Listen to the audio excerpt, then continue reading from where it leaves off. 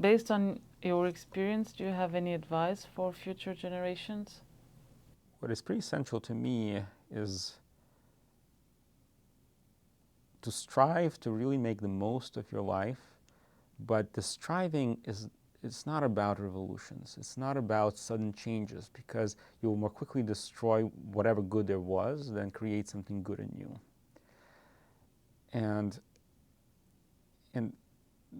this is why I'm cautious to not look back and say, okay, what does America have to offer? Let me start from scratch to build a new identity.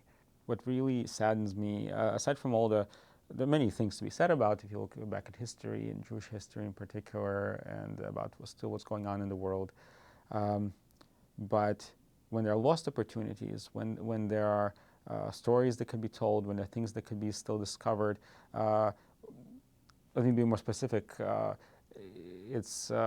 It's horrible what kind of carnage happens to people and blood is shed. But then when books are destroyed, when aspects of culture is left, then you are impoverishing the living future generations as well.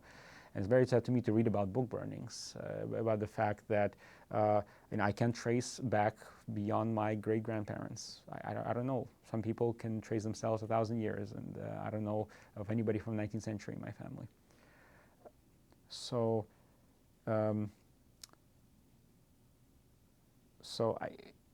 I hope we will all be wise enough to now salvage what we have.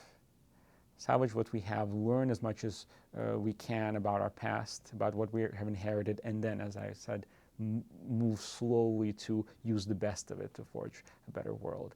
It is not about wiping the slate clean. It's never about that.